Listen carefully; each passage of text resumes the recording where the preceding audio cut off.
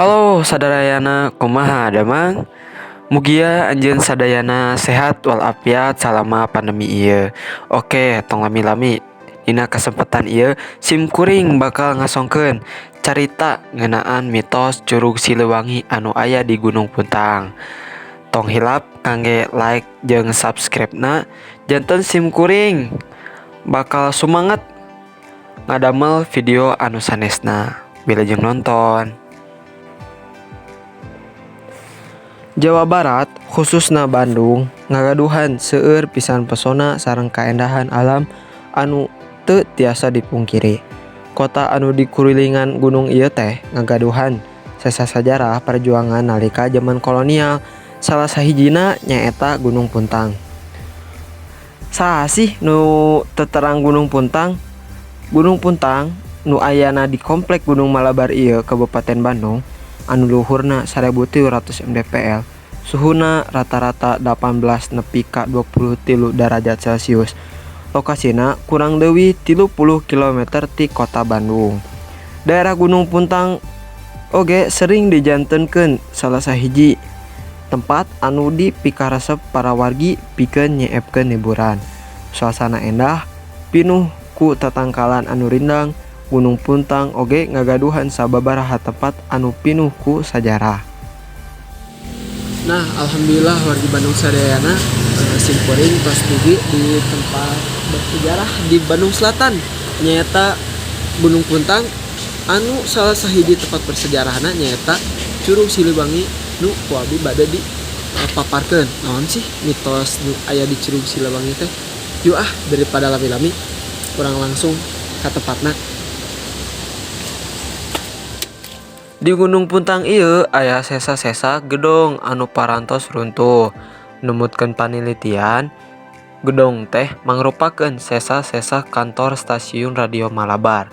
Di tempat ieu oge aya guha, guhana panjangna sakitar 1 kilometer. Numutkeun informasi anu tos ku abi dipilarian di internet, Curug Siliwangi ieu jangkungna sakitar 1700 meter di luhur permukaan laut. Sedangkan tingkat caena sakitar 150 meter. Curug ieu diapit ku dua gunung, nyaeta Gunung Puntang sareng Gunung Haruman.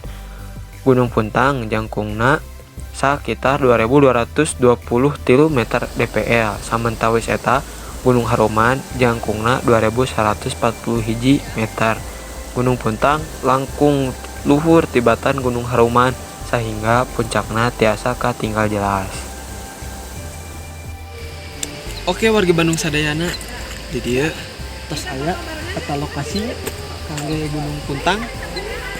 Dijelaskeun belah mana wae sih tempat-tempat bersejarah nu aya di Gunung Puntang ieu. Salah sahijinya nyata aya Gua Balanda, bangunan-bangunan Balanda, teras tempat kemah jeung Curug Siliwangi. Langsung wae hayu urang ka ditu ka tempatna langsung. Aya sababaraha carita rakyat ngeunaan asal Curug Siliwangi. Dina carita legenda yen Curug Siliwangi asalna tina Cikiih Prabu Siliwangi. Zaman baheula Prabu Siliwangi ngijih nalika di Gunung Reregan. Curug Siliwangi dipikaterang ku sababaraha urang Sunda, utamina anu tinggal di daerah Banjaran sareng sakitarna. Dipercaya yen Curug Siliwangi mangrupakeun salah sahiji patilasan Raja Siliwangi anu mangrupakeun maharaja ti Karajaan Pajajaran. Dina carita yen raja parantos istirahat di tempat ieu sareng nyimpen pedang dina salah sahiji batu di Curug Siliwangi. Dugi ka ayeuna batu eta oge dingaranan Batu Pedang. Sarang namina Curug Siliwangi dicandak tina nami Prabu Siliwangi. Seueur warga anu percanten yen Prabu Siliwangi lah anu nyebabkeun kabentukna curug di gunung ieu. Warga oge percanten kana kakuatan gaib ti Prabu Siliwangi.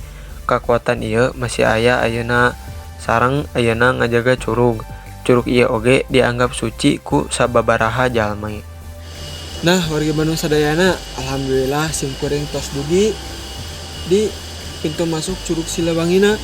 Biasa ditinggal ketinggalan hutan pisan ieu mah kirang langkung 4 km sareng sata acana wargi teh tos ngawartosan tebih ka Curug Siliwangi sareng nembe sakedik patunjuk arahna kumargi ayeuna teh sanes dinten libur malah dinten Salasa ayeuna teh jadi teu aya nu dongkap pisan ka Curug Siliwangina nenten abi di dieu mung tiasa nunjukkeun kumaha sih foto-foto Curug Siliwangi teh. Di sagigireun ngagaduhan pesona keagungan ditepikeun ku cai anu murag tina Curug Siliwangi. Curug ieu ngagaduhan kaendahan anu sanes nyaeta lingkungan alam anu masih alami sareng anu paling pikaresepeun nyaeta cai anu tiis sareng jelas pisan. Kusabab jelas pisan cai anu ngalir ti Curug Siliwangi tiasa langsung diinum. Sababaraha urang di sakitar Gunung Puntang oge percanten yen cai ti Curug Siliwangi ngagaduhan sifat sapertos penyembuhan, tetap awet, salaku syarat pikeun kabutuhan sasajen atanapi ritual gaib anu sanes. Curug Siliwangi oge dipercanten ku sababaraha urang ngagaduhan nilai-nilai suci anu luhur, pikeun aranjeunna anu yakin yen Curug Siliwangi ngagaduhan harta anu suci pisan sareng dijagaan langsung ku raja. Ieu tiasa ditingali ti sababaraha jalma anu ngahaja datang ka tempat ieu pikeun ngalakukeun ritual sapertos tapa sareng kagiatan spiritual anu sanes. Sababaraha carita ngeunaan mitos ayana curug ieu nyebar lega. Salah sahijina nyaeta karajaan gaib anu caket Curug Siliwangi. Masyarakat yakin yen karajaan gaib mangrupikeun pasukan gaib anu dipimpin langsung ku Prabu Siliwangi. Aya deui mitos anu ngurilingan tepat Curug Siliwangi pikeun anjeun anu ka Curug Siliwangi sata acana anjeun kedah ngalempengkeun niat sareng henteu ngagaduhan niat goreng nalika lempang ka curug ieu. Upami anjeun ngagaduhan niat anu goreng, anjeun moal mendakan jalan anu leres sareng anjeun bakal tersesat ka leuweung anu pangjerona. Sareng nalika anjeun dugi ka lokasi curug, hal anu munggaran anu kedah dilakukeun nyaeta netep curug sareng henteu jalan mundur. Nalika proses netep parantos dilaksanakeun, anjeun tiasa mengkeran curug deui nyandak foto sareng kegiatan anu sanesna. Alhamdulillah sadayana tos dina tungtung carita mitos Curug Siliwangi ieu percanten atawa henteuna ka mitos ieu mangga urang uwihkeun ka diri arurang sararea mung arurang mah salaku wargi Bandung hayu urang lestarikeun sejarah sareng carita nu dinu aya situs mitos Curug Siliwangi ieu. Mung sakieu nu tiasa ku abi dicaritakeun, hapunten bilih aya kalepatan dinu cariosan. Mung sakieu, wassalamualaikum warahmatullahi wabarakatuh.